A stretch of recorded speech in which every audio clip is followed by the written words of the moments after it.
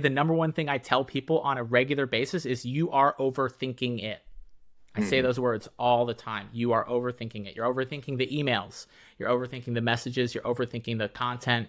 You're overthinking the website, like over and over again. That's what I tell people. So welcome to another episode of the Artful Dollar and a special episode of Tattoo Financial Audit, where I got to catch up with a tattooer that I actually met at the Evergreen Tattoo Invitational. His name is Levi. He came to one of my seminars and I said, let's hop on a call and take a look at your finances, see what's working, what's not working. And the dude's in a pretty tough spot. He's got 2 kids, he's got a mortgage, and he's barely pulling in $2,500 a month.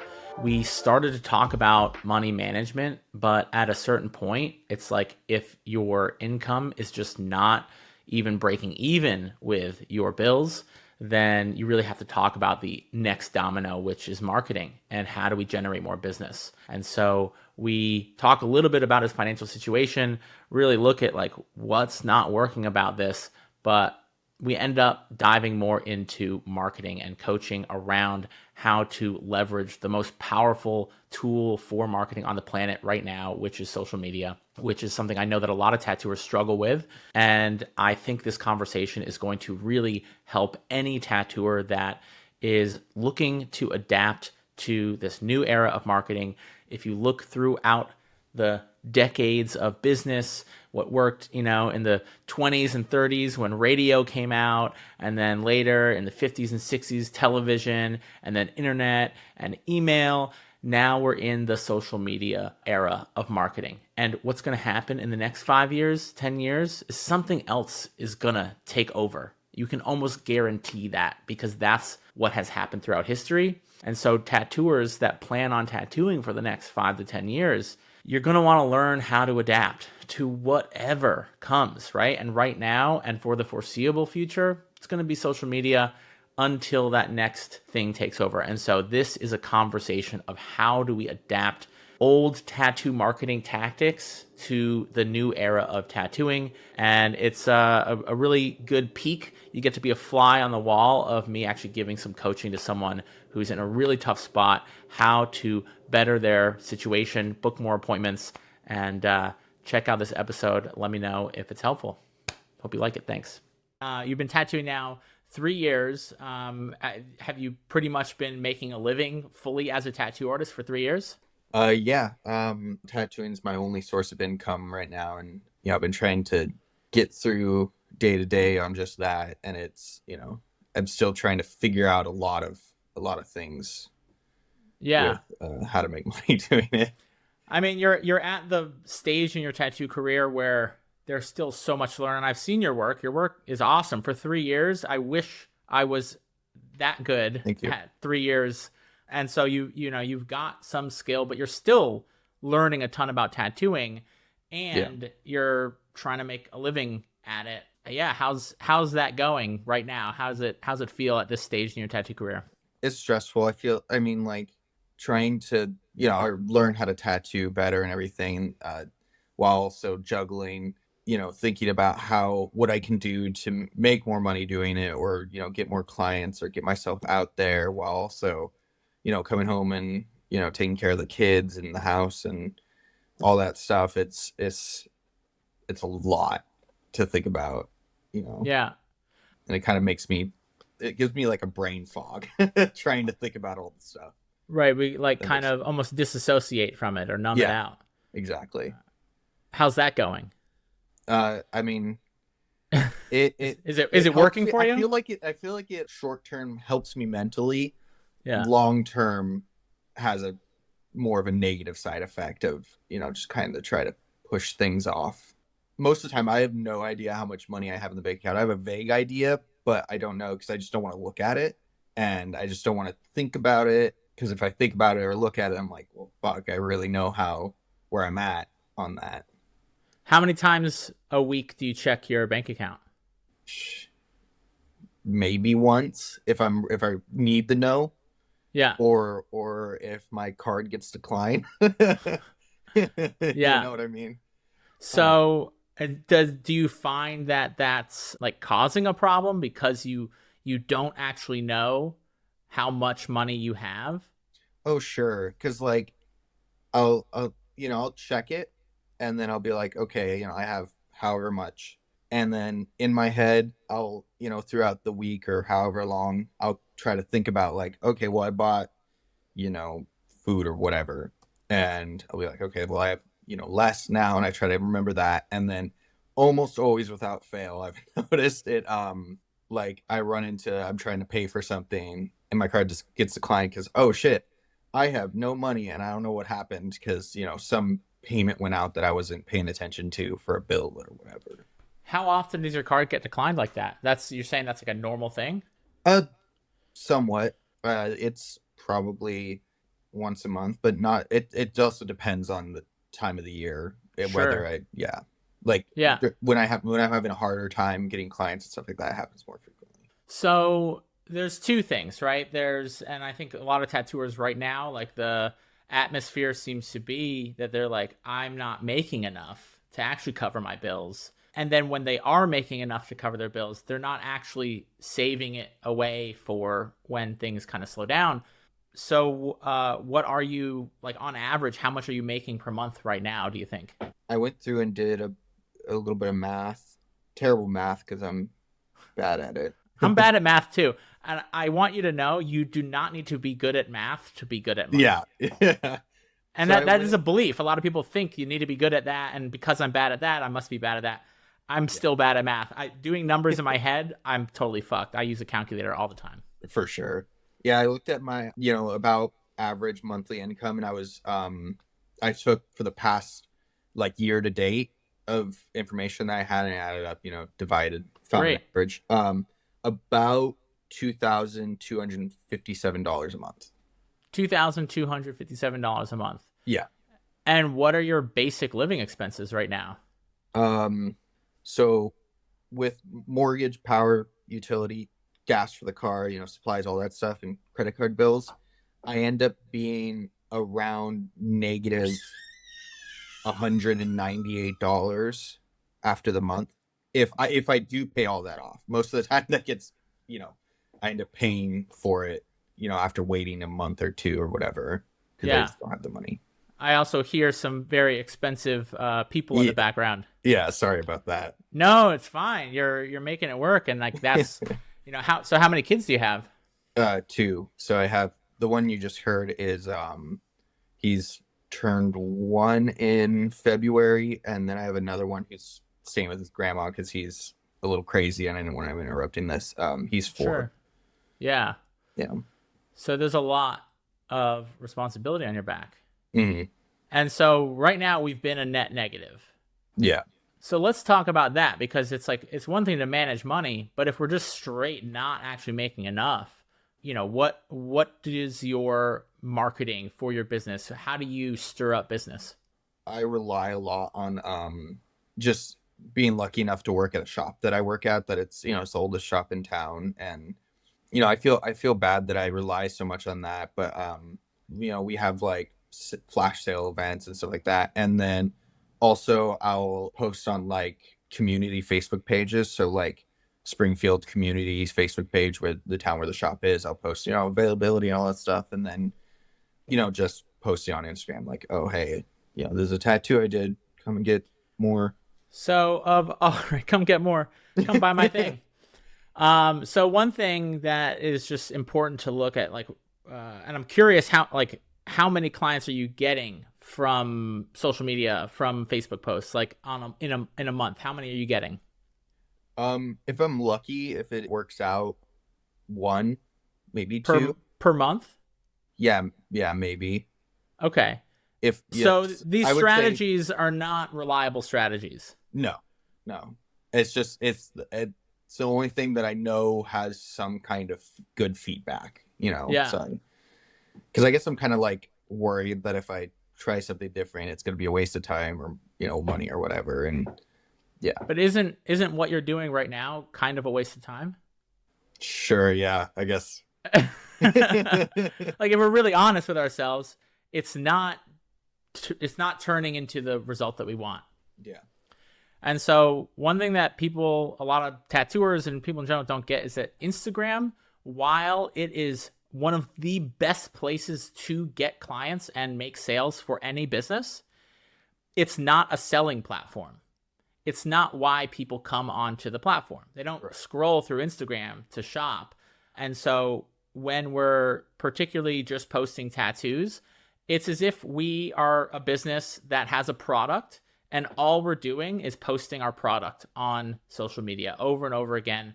And when we post our product, we're essentially saying, I sell a thing, you should buy my thing. Yeah. And so that's the message psychologically that we're putting out there. And so, there are people that they like to look at good tattoos, but there's so many tattooers. There's so many good tattoos to see. There's so much content out there that is not tattoo related, that is more emotionally engaging. It's more psychologically engaging. And so that's the type of content that's going to get the most eyeballs. And we have to switch our perspective from Instagram isn't a place to get clients. It's a place to nurture clients, nurture people that become aware of us. Okay. Does that make sense? Yeah. No, that does. It's like, I imagine it's like, how often when you're scrolling on there, you get an ad and you don't even pay attention to it because it's an ad, Right. Totally. They say that the best ads don't look at all like ads. The best ads look like organic content. Gary Vee, are you familiar with Gary Vee? On Instagram, so. He's like a famous marketing guy. He's a really cool guy because he came from, pretty humble beginnings. I mean, his dad owned like a wine shop and, local business. And he got really interested in business, in marketing. And he always says, like, if you want to run ads, don't create an ad, create content, and then find the content that is organically performing the best and then run that as an ad. Okay. Because all an ad does, and this is for anyone out there that's thinking, oh, should I run ads? Maybe I should run ads. All an ad does is get people to become aware of you, but it doesn't get them to buy from you.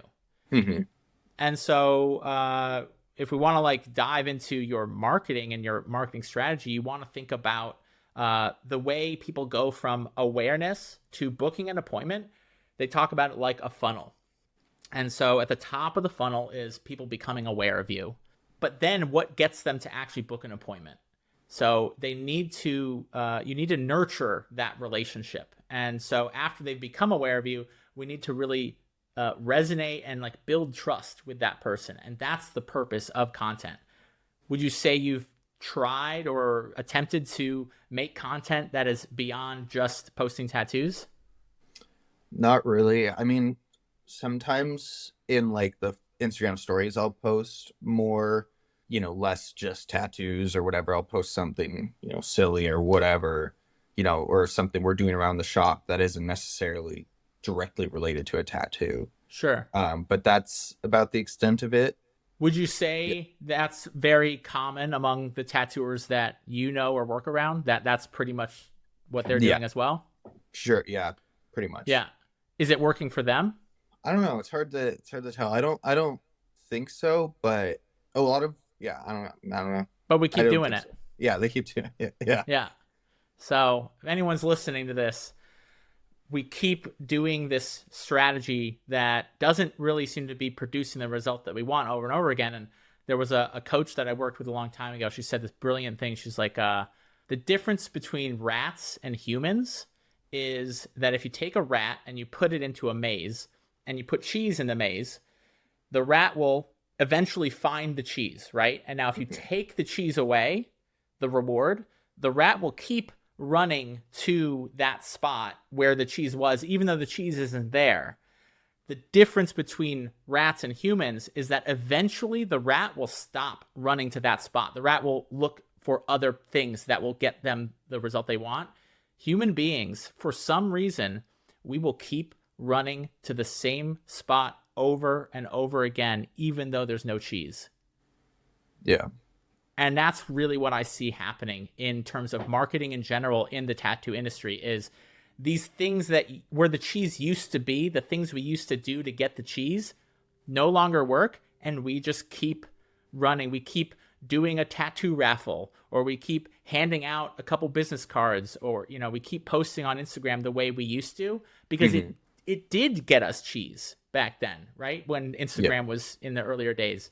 And I know you've only been tattooing for 3 years. I've been started tattooing over 15 years ago, and it's changed so much. It used to be the case. So we want to stop doing the things that don't produce the cheese, right? That's the goal. Yeah. So very first thing, and with all the tattooers that I work with, they realize that, when I actually share, I had one client who, he smoked brisket. That was like something he did. And he was like, I'm just going to start posting about me smoking. It was something he was passionate about. And so that's key number one. It's an emotional platform. It's actually a drug dealer. That's all Instagram is. It's a drug dealer dealing serotonin, dopamine, oxytocin, and endorphins. That's the drug that gets dripped out.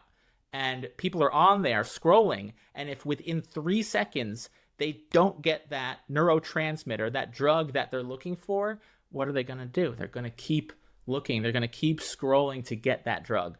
Mm-hmm. And so that's an emotional response. And so creating content about things that you're passionate about, things that are entertaining, things that are funny, or there's some reward, there's some dopamine, serotonin reward that they're getting from it. And so when he started posting about his hobby of smoking brisket, he started getting more engagement just from that. And then he was starting to create conversations with people that then turned into booked appointments. And I know it seems indirect, and it is indirect, and that's actually the point. Because if we're just directly trying to sell tattoos, that's not what Instagram is for. It feels more human, I would imagine. It feels more human. Yeah. And so what you're doing is people became aware of you or this guy or anyone, and then you're nurturing that relationship. It's as if they are becoming aware of your tattoo shop, right? The ad or the flyer or the business card, or even the referral, right? Someone refers you to someone and they start following you on Instagram, but they don't know you yet. They've seen a tattoo, they liked it, they started following you. It's kind of like they came into your tattoo shop and they're looking at your portfolio. You're saying, here's my work, here's my portfolio. But you sat there and you never got up to introduce yourself. You never were like, hey, what's up? My name's Levi. This is why I'm passionate about tattooing. I love doing this kind of style of work. I really appreciate this, and just getting to know you a little bit more, cracking a joke. Like when I worked at street shops, I would walk up to people. Like if you came into my shop, I'm fucking talking to you no matter what. Yeah. And I'm like, I worked at a street shop where they sold bongs and crack pipes in the front. It was a traditional head shop. Yeah. Tattoos in the back, that kind of vibe in New York City. And some, 18-year-old kids looking at a giant dragon glass bong or whatever. And I'd go up to him and be like, hey, how you doing today? Oh, I'm just here looking at bongs and this, that. I'm like, cool. So what tattoo are you getting? And they're like, oh, no, I'm not getting anything. I was like, cool. We can do like a sick dragon bong tattoo. We can, and they would laugh. I'm using humor to establish trust, to build that connection. And then they're like, oh, no, I'm not thinking about getting a tattoo. And I was like, oh, cool. Well, if you were getting a tattoo, what would you get? I'll like dig in a little bit more and like, well, I was kind of thinking about, and then it's like, I know I've got them, they've established that interest. And now they may get tattooed and they may not, right? But I have a higher chance of booking a tattoo from that person that became aware of me if I'm creating that relationship. And we can do that on Instagram. You can literally pluck clients out of your phone, but you have to create the conversation. And the first place we do that is in our content. So apparently 88% of listeners have not left a review or subscribed. And I'm going to get right back to the podcast in just a second. But if you have found this episode helpful and you think that other people would benefit from listening, then all I ask in return is please just leave a quick review and subscribe. It'll take just 1 minute, and it might help other tattooers and other artists find this podcast and help them out. So please, it would mean the world to me, and it might actually make a difference for someone else. Thanks. Is that starting to shift your perspective on how to use this marketing tool called social media? For sure. I can relate to, like, I feel like I'm a very different person in the shop than I portray myself online, for sure. Because like in the shop, especially because of how we were trained, everybody talks to everybody, and especially because we're so close together, there's no walls in between our stations or anything like that. So we're all talking to each other's clients, and we're all talking to the person that's walking in the door, and we're all making jokes and being loud and kind of crazy sometimes. And I actually have thought about this a lot because like on social media, I feel like I'm pretty quiet and reserved, and I think part of it just is that I don't know how to portray that in a way that you know feels good online. But yeah, like I don't know. One of the things, like if you want to get good at making content, if you want to get good at anything, right? Content is an art form. At the end of the day, it really is. It's a creative medium where we can create anything. There's no limit to the type of content you can create, right? It's a completely blank canvas, like a blank piece of skin. It's a blank canvas. But if we want to get good at it, if you want to get good at tattooing, you have to make bad tattoos. Right. And no one wants to make bad content, because what would happen if you made bad content, Levi? I guess my biggest fear is that people that I care about their opinions of me would judge it in a certain way that would be, make me feel embarrassed or whatever. What would they say? I don't know. Looks I can't even. Levi, you look like a fucking idiot. Yeah, pretty much. Levi, you look like a chump. Look at this fucking chump, Levi, sharing himself on social media, right? That'd be like the worst thing they could say, right? I'm thinking like, what's the absolute worst thing, right? I guess is like pretty much just what are you doing? You look like you embarrassed yourself. I guess that's worst case scenario in my head. I don't think it would be like that, but. Right, but I'm saying like let's talk about the worst, because that's really what we're afraid of. Is we're afraid of the worst case scenario, and so we also want to think about like if you care about their opinion. Are they someone they're a friend of yours? They care about you, they support you, and therefore you care about their opinion? Or are they people that you don't even know or that aren't on Team Levi that support you? No, it's more. Is it a combination of both? I suppose it's kind of a combination of both, but it's mostly people that like either in like a close circle of mine or people I see at shows that I care about their opinions, because since I'm so fairly new, I feel like there's a lot of people that I look up to and I see as like, I don't want to embarrass myself in front of them because their opinion matters to me or to, how I'm perceived in, the tattoo space, not so much the greater like client space or anything like that, but more like I'm worried about, for instance, whenever I go to a convention, besides, selling tattoos, all I can think about is like, what should I not be doing or what should I be doing to not embarrass myself in front of all these people I care so much about? Right. I care about their opinions. Like I love their work. I care about their respect or having, their respect or, respecting them or whatever. Yeah. If we really break it down, right? If there's someone that sees you trying to put yourself out there, trying to do something, right? Worst case scenario, they're not going to think you're like a bad person. Right, they might have some judgment, sure, but does their opinion, good or bad, does that pay your bills? No. It doesn't pay your bills. And at the end of the day, this is a tool that we can use to grow our business so that we can pay our bills, feed our family. And so is that, like, if you really are honest with yourself, is that trade-off a fair trade? Basically, the trade-off is like, I can't pay my bills, but at least I avoid looking like a fool on social media. Yeah. The funny thing is like, I guarantee, most of them, because they're not mean people, people I'm talking about, they're not mean people. They're very nice. I mean, most of them. So it's like, it's just this weird thing in my head that I have a hard time getting through. And like, going back to like at the shop, we're more open and kind of silly and loud and stuff like that. I think that's because I can't hear myself. When I record something, I can hear myself and I'm like, wow, I hate that. Yeah. And then I think about other people seeing that and being, wow, that's sort of embarrassing or, So if what it took, I'm being completely honest with you, if what it took to grow a tattoo business in 2024 and beyond was you recording something, recording yourself, sharing it, feeling afraid to even post it out there, but doing it anyway. If that's what it took, would that be worth it for you? If that's actually helped you grow your tattoo business, build trust with clients, and actually book more tattoos, would that be worth it? Yeah, I mean, I think it would. You think it would? Because I It sounds hesitant. You're like, no, I'd rather have people not think I'm a fool and just be able to be broke for the rest of my life. no, I Like don't want that. We don't want that, right? yeah, no, it would be definitely the way to go. Like over time, I hear you talk about, I've heard other people talk about that it gets easier the more you do it.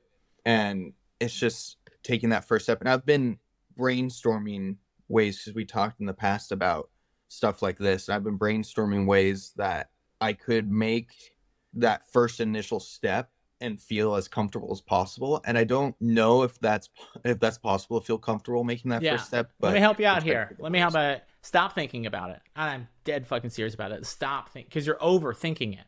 Yeah. The number one thing, now working with hundreds of tattooers with their marketing, I'd say the number one thing I tell people on a regular basis is you are overthinking it.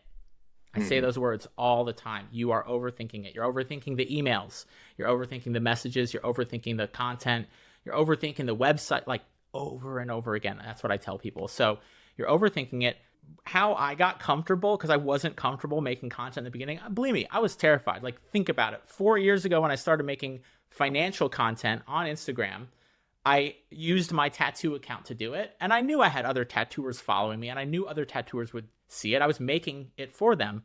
I knew people were going to judge me. I knew people were going to be like, the fuck is this fool talking about retirement? You're a fucking scab magician. Like, why are you talking about IRAs and finances? And I had to do it anyway, but I couldn't. I was like just frozen. I would do the same thing. I would record. I'd look at it and I'm like, Yeah. no. And so this is what I did. I set up a tripod in my kitchen, and I got a pan and I got some eggs, and I recorded myself making like a cooking show. And I knew that I wasn't going to post this. And I wasn't overthinking it. I was just like, I need to first get comfortable recording myself on camera, because that seems to be the hardest fucking part. Like, if I'm going to post content, I first need to get comfortable just recording myself. So let me record something that I'm not overthinking. I'm just like being ridiculous. And I'm not going to share this content. I'm just going to break the ice with that first thing. And as I did it, I have it on my phone somewhere. I'm like, hey, I'm Ryan, and today we're going to cook some eggs.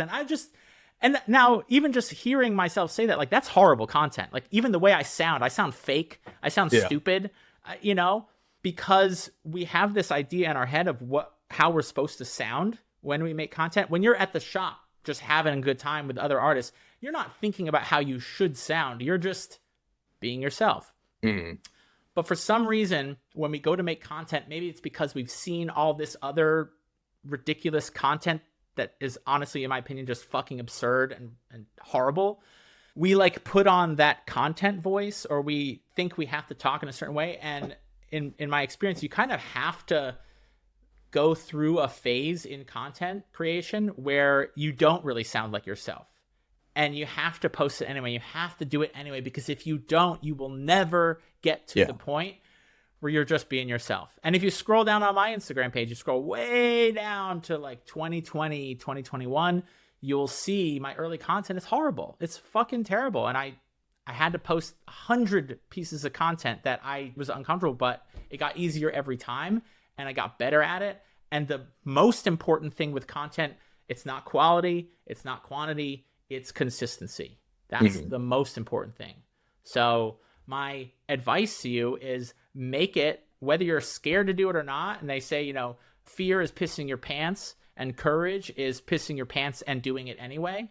However, regardless of how you feel, make it, I'm going to do this once a week. I don't know what I'm going to do. I don't know how I'm going to do it. I'm going to post something and I'm going to hit post. But before you do that, maybe try recording some content that you're not going to post, just to get used to being on camera. Okay. How does that sound? Sounds, doable. Definitely. I don't know. I think for me, I just need to maybe try just recording everything and, Yeah. trying to just get used to that feeling. Cause I definitely get what you mean about that, that voice. Cause there is one thing I think it's on the Lifetime page, on the shop page. That's like, it was like for some flash sale or I can't remember, but I did like a voiceover, it was like a video showing stuff and I did like a voiceover and it definitely has that like, that hokey, like, oh, Yeah. come to our thing. Right. Um, It's like you don't even realize you're doing it. yeah, like It's a subconscious thing. I You're not remember like consciously aware of it. I would record the video and I'd play it back and I would hear that and then I would actively try to do it. I'd still be doing it. I'm like, what is wrong with me? Like, why am I doing this? I'm not trying to. Yeah, it's the power of the subconscious mind controlling our actions. And Yeah. when, they do a lot of neuroscience studies on the conscious mind and the subconscious mind, the conscious mind that we're using to like have this conversation, it thinks it's in control. It thinks it's the one deciding to do the thing. And this goes for everything. This goes for marketing. This goes for tattooing. This goes for everything. It thinks it's in control. And in reality, what they've really come to discover is that it's probably dictating about 5% of our actions. And that our actions or inactions, the way we take those actions or the way we avoid taking those actions, so much of what we do and how we do it is dictated by this subconscious mind. And the subconscious mind is influenced by the external inputs, but those external inputs get interpreted through a filter of the conscious mind. We're diving deep into some mindset work here, but this is what I teach people. This is the work I've been doing for over 15 years, realizing, I have an interpretation of the external world. So I see other content, I see cringy bullshit content and I hate it. So I don't want to be like that. But then for some reason, when I'm like, okay, fine, I'll do it, my subconscious mind has learned that content is this cringy thing that I hate. And so that when I go to create content, I subconsciously end up creating this cringy thing that I hate. Isn't that crazy how that works? Yeah. I mean, I guess it's just, trying to figure out how do I get past that, feeling that way or, get past that, creating that cringy content. Force myself. The only way past it is through it. Mm-hmm. You can't go around it. You can't go over it. You can't go under it. You know that song? I don't know. Kids sing that song. It is to go through it. It is to step into the fire and just be like, this is uncomfortable. This is really fucking uncomfortable, and I'm doing it anyway. So let me ask you this. Do you, if you're really honest, and you can tell me no, yes, do you believe that it will actually help you create more clients by nurturing the audience that you already have and getting them to actually, one, see your content, and two, feel a connection with you so that you can book more tattoos? Do you actually believe it will do that? Or is there some part of you that's like, I'm going to do this and it's not even going to fucking work? I do believe it will work. I don't doubt it at all. I understand these things, can take time and all that stuff, but I do, trust in the process for the most part. Because you need to. That's why I'm saying, that's why I'm asking. I mean, that's exactly it. Like, I've gone through these other avenues of trying to play it this way, and that's obviously not working. So if you're telling me, and I've heard other people say this too, other people that I know and, I trust and I have seen them be successful are doing this and they're saying to do this. And, I've even had people be like, if you're not doing this, you're doing it wrong. And like, I'd never listened to them for some reason, I guess, because I just wanted to pretend that wasn't because it's the uncomfortable and it's unfamiliar. It's unfamiliar. And again, we're just going to keep running to where the cheese used to be here. I'll post pictures of tattoos. I'll post, hey, I'm available, come get tattooed. Or I'll post on a Facebook page. And that one time I got cheese. That one time or two times someone actually booked an appointment. And so I'm just going to keep doing that. But that's not really where the cheese is. We keep going to that same place. Mm-hmm. But you have to believe that I'm doing this because it will turn into the result that I want to produce. You also have to know that it won't in the beginning. So another thing in terms of making money and marketing we used to have a very like instantaneous gratification mindset around making money as a tattooer. Back in the day, if you were just a half decent tattooer, right? If you were half as good as you are right now, you could make more money than most people your age as a tattoo artist. That used to be, it was very like instant. You just tell two of your friends, like, oh, I'm tattooing now. Like, here's a half decent janky line. And they're like, oh shit, Ryan's got a tattoo machine. Oh, let's get tattooed. And you just have like it was a very instant. We didn't have to do much. Mm-hmm. We have to expand the timeline, the time horizon, you could say, in terms of the actions we take with our marketing and the results that we get. And so what stops people is they take the action, they send out their first email blast, right, to 100 past clients, and they get no responses. And they're like, well, that didn't work. Guess I'm never doing that again. Mm-hmm. Little do they know that in email marketing, let's say you have an email campaign about an event that you're doing, or a sale or a promotion or whatever it is, right? I can't remember the exact statistics, but it's something like maybe 5 to 10% will take action on the first email. And then it's not until like the 5th, 6th, or 7th email that people actually take action on something. And you realize, oh, wow, it takes repetition. Yeah. So when we're creating content, it's not that first post that you make that is going to get engagement. It's not the second. It's not the third. It's consistently showing up for weeks, months, and years, when you build this almost like compound effect where the results of showing up consistently produce more results over time. Mm-hmm. And so you have to expand the time horizon at which you expect to see the results that you want to see. And because very few tattooers are really leveraging content right now, you don't have to wait as long as you do in other industries, because, you talk about a saturated market. The market of tattoo artists that are half decent or good or wherever, can actually pull a fucking line, that are leveraging social media in the way it should be, is very small. So you're not competing with a lot of tattooers when you're using this marketing strategy compared to other industries where everyone's doing that. Everyone's taking that on. Yeah. It's a way to stand out and actually, stand out in a saturated market, essentially. Mm-hmm. Right? If you do what 99.9% of other people in your business, in your market, in your industry are doing, then you're not going to stand out in that market. You have to do what 1%, 10% are doing in order to stand out. Well, yeah, I noticed that because like in my community I live around and, tattoo around and everything, I can only maybe think of like 2 artists that make content that isn't directly related to a tattoo they just did.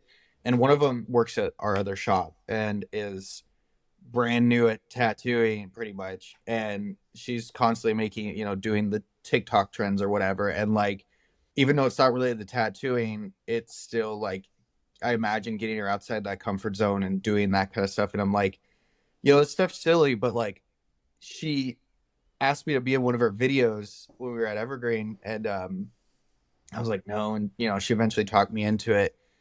And I'm like, that's, I can't do that. And it's impressive to me that she can, or, whoever else can, because and she's just starting tattooing. She's doing all that stuff. And I imagine it'll help her in the long run. Yeah. It's probably helping her right now. Oh yeah, I imagine. And so I think that's another thing to like we have to work. It's all an internal game. So there's some belief that I can't do that. Mm-hmm. Why? Like, what would happen if you started posting regularly? Like, what are you afraid of? What are you worried about? I get, we already said like the judgment of other people, but what else? What are you afraid of? It's hard to say, honestly. Like, genuinely, I don't know. I guess I'm just afraid to see myself in a vulnerable way, because to me that feels vulnerable. It is.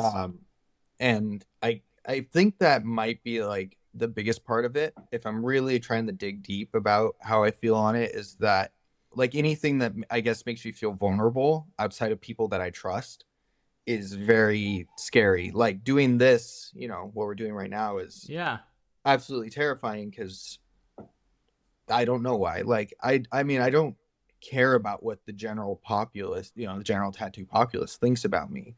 Yeah. But for some reason it matters to me. how I'm perceived, if I'm, whatever. Like, I guess just being vulnerable is the main thing. Yeah. Something I really like this guy Alex Ramosi says, he's like, people only hate up. They don't hate down. So like you said, there's these people that you admire that you don't want to like lose their respect or something like that. But like they're above you in their career, right? They're Yeah. not like wasting Probably not. their time being like Yeah. this fucking fool Levi doing, they're not hating on you. They're busy like Right. people that are up to shit are too fucking busy focusing on what they're up to worry about, hating on someone. You're So completely people right. people Yeah. only hate up. People that are like or horizontally, right? Maybe they're like at your level and really they wish they could do what you're doing if you're the one taking action. And rather than face the fact that they're too afraid to do it, even though they know it would probably help them, rather than face that truth, they will judge you for it, right? Just Yeah. like you probably seen other people doing it. And inside, there's some internal judgment that you have of them, Yeah. right? We all do that. And then we think, well, because I'm judging this person for doing XYZ, then if I do that, then clearly other people are going to judge me. And it's like, what do you want written on your gravestone? Levi could have created the tattoo career he wanted, but he was too afraid of people's judgment. Or do you want like Levi fucking did it anyway, didn't give a fuck, and actually created the career that he wanted? Yeah.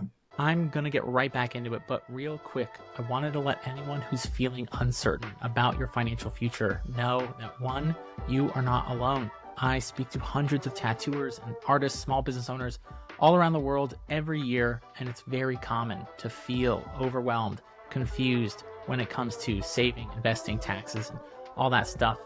And two, if you're looking for help with this stuff, I want to make it very easy for anyone who is serious about taking control of their financial future to book a one-on-one call with me and get clear around what actions you can take to build financial security and freedom. So if you're interested in that, or you know someone that might be, you can hit the link in the show notes below to book a one-on-one financial future session with me personally. Now, I do charge a small fee for this, but I want to make it as accessible as possible. I also want to note that I take about 5 or 6 of these calls per month, so availability is limited, but I would love to get to chat with you and see how I can help.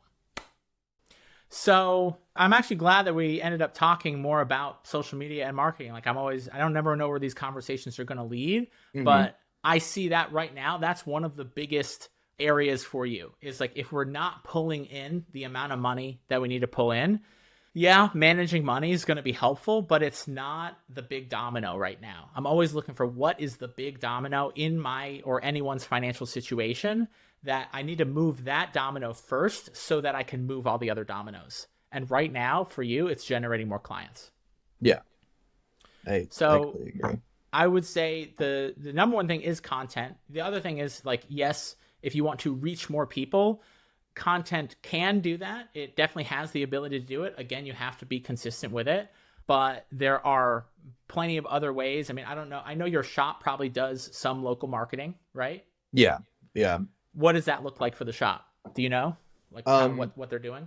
Well, they're doing, it's a lot of like sponsored ads on Facebook or Instagram or whatever, but also like we do a lot of like events to draw in business. So most of the time we'll post through like the local pages, or there's like the Oregon tattoo page, which is like for clients and artists to post about stuff. We'll post in there, and that's, I think, from marketing wise, that's most of what. I'm sure there's other stuff that's being done, Sure, like geofencing and all that stuff. But I don't know much about how that works. No, and you don't need to. So I think if we want to really leverage social media, we can't just rely on social media. And I look at marketing as like there's all these pieces that all support each other. So the two other areas that I would recommend you focus on, one is, do you have a website right now, your own personal website? I don't. I do not. No. Yeah. Most tattooers that work at a shop tend to not have their own website. And I think the thinking for a long time was, who needs a website when you have social media, right? Yeah.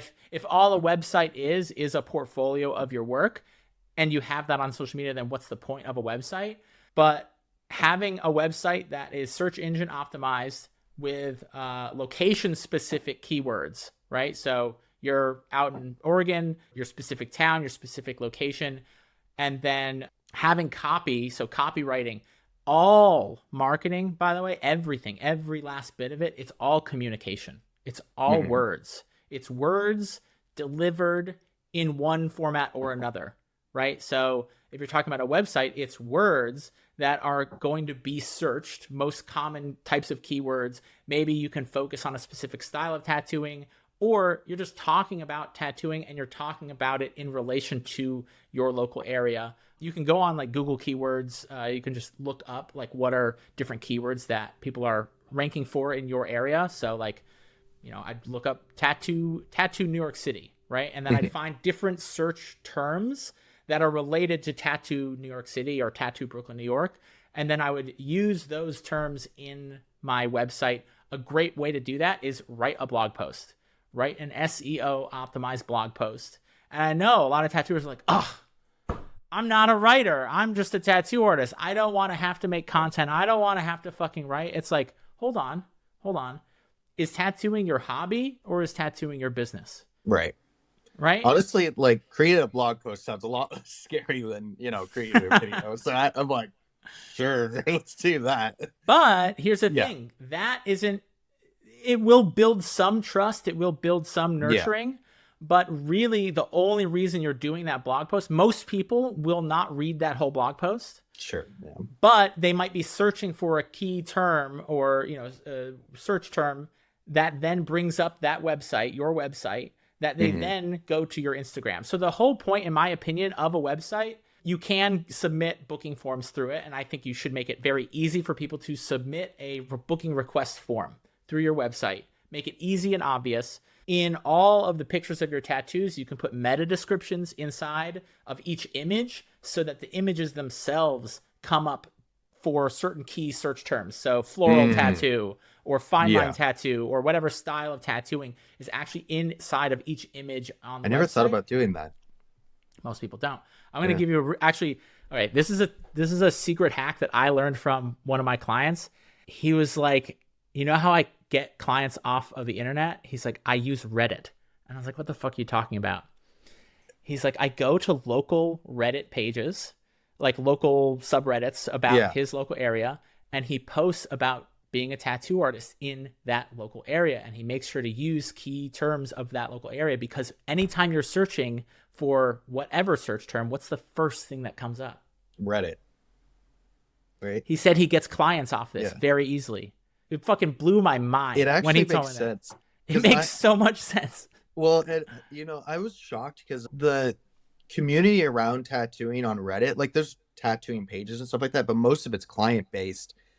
It's like very small. And I was shocked about that because if tattoo artists use it, they're not marketing with it or like posting their tattoos on it or whatever. But like I look all the time on like I'll look up the shop name on Reddit and see what comes up. Okay, interesting. It's just interesting stuff, but like sure, that's just for fun. But there's not a lot, There's not a lot. No. And so having a website that's easy to find, again, the only purpose of this really is to build awareness, to get people to come to your Instagram where you're creating content that nurtures that relationship so that you can have a conversation with them through DMs, right? Either they're commenting on a post and you're thanking them for commenting, or you're just reaching out to introduce yourself, right? Your social media page is your shop, and they're coming into your shop and they're looking at your portfolio, and you're never saying a word to them. And so we want to, hey, thanks for giving me a follow. I appreciate it. Let me know if you have any questions. Something simple, right? Having an introduction video of you talking about, hey, I'm Levi, been tattooing for 3 years. I love tattooing because I'm passionate about this style. My favorite, type of stuff to tattoo is this. I love when a client comes in expecting something and then completely exceeding I always aim to exceed their expectations. And that moment that they look in the mirror and they're like blown away. Like, that's why I love tattooing. When you talk about that, you're talking about the client experience and you're triggering that emotion, because buying a tattoo is not a logical decision at all, right? Buying a loaf of bread may be a little bit more logical, but buying a tattoo is not logical at all. It is an emotional decision.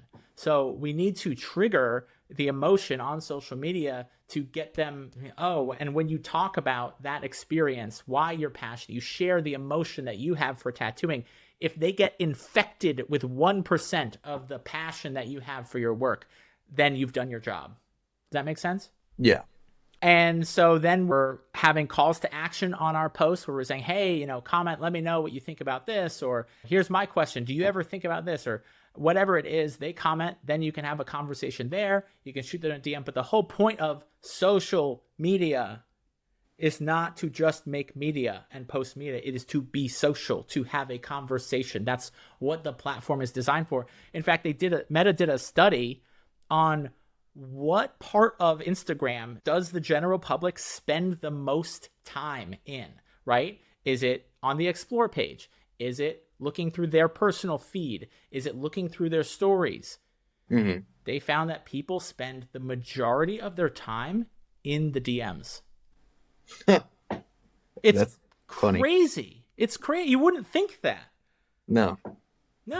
But that's where the majority of people, and maybe a lot of tattooers are like, no, I don't fucking go in there. I have no DMs on my page, so Yeah. I'm not spending time there.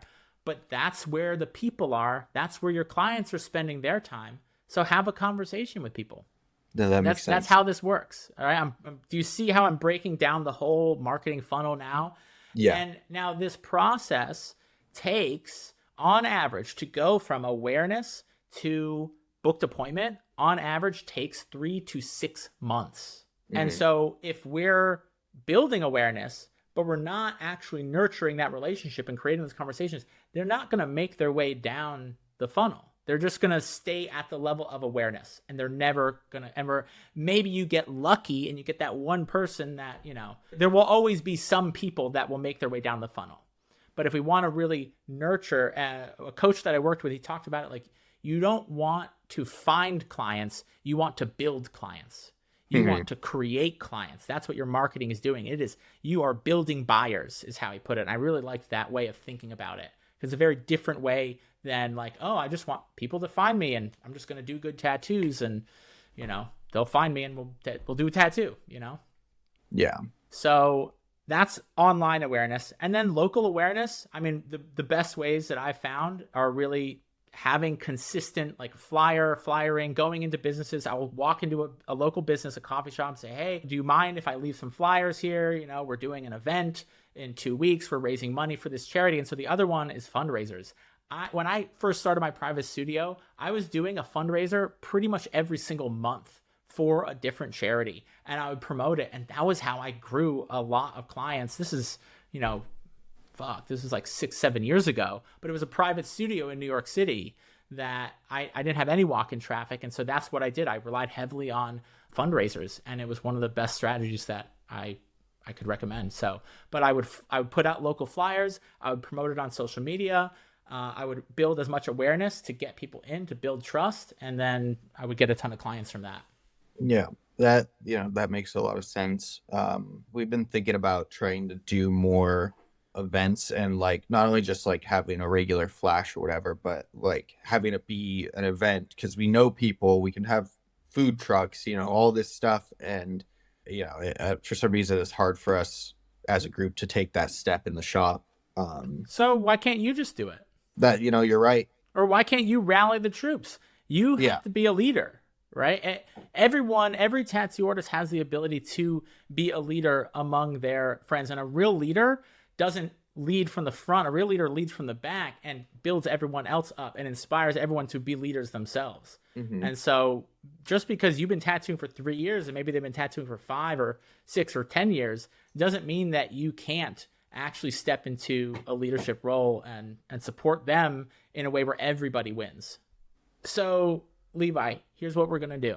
I want to support you in your marketing and being able to grow your business. So let's meet together again, a couple times over the next few months. Let's talk about the strategies that you're using and really work on what is being said, because it all comes down to the copywriting, mm-hmm. What are we saying and how are we saying it? Where are we saying it? When are we saying it?